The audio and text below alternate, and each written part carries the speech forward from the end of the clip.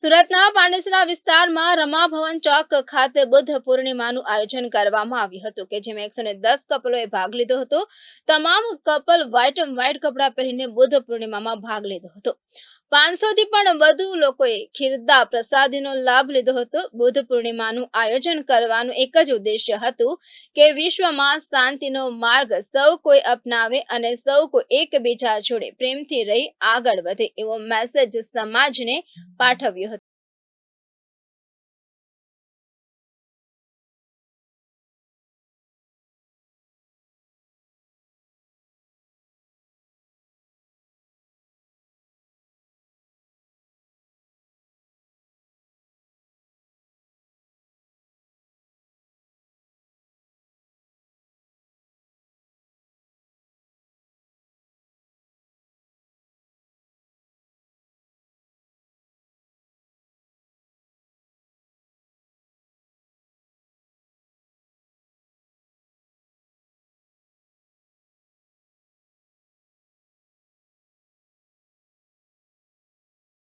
નાગસેનનગર પાંડેસરા વિસ્તાર છે। આ વિસ્તારમાંથી રમાભાઈ ચોક સ્થાન છે। રમાભાઈ ચોકથી રમાભાઈ ભવનથી અમે નાગસેનનગર બુદ્ધ વિહારમાં જવાના છીએ અને ત્યાં અમારે માર્ગદર્શન હેઠળ વાયડી સપકાલ ગુરુજી, આદરણીય વાયડી સપકાલ ગુરુજી પણ આવ્યા છે।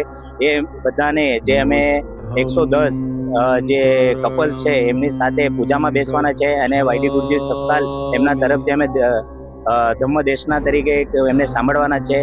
અને આજે બૌદ્ધ પૂર્ણિમા નિમિત્તે મહાકરુણી તથાગત ભગવાન ગૌતમ બુદ્ધે જેમને શાંતિનો સંદેશ આખા વિશ્વને આપ્યો છે, એમની ઉજવણી એક વૈચારિક તરીકે અમે ઉજવી રહ્યા છીએ।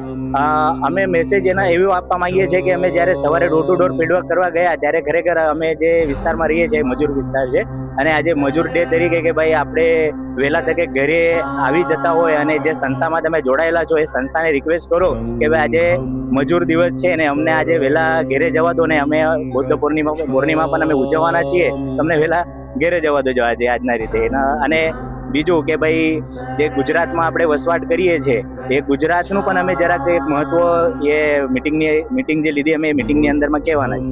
એક કપલ તરીકે લગભગ તો ટોટલ મળીને 400 થી 500 લોકો અમે એક રેલી સ્વરૂપે બિહારમાં જવાના છીએ અને સંદેશ એ જ કે ભાઈ મહાકરુણી તથાગત ભગવાન ગૌતમ બુદ્ધ જેમને વિશ્વને શાંતિનો સંદેશ આપ્યો, કરુણાનો સંદેશ આપ્યો, એવી જ રીતે આપણે બધા મળીને એકબીજા જોડે ભાઈચારા, એક પ્રેમ ભાવના હોય છે એવી રીતે આપણે બધા જોડે વ્યવહાર રાખીએ તો એ સારું રહેશે આપણા માટે।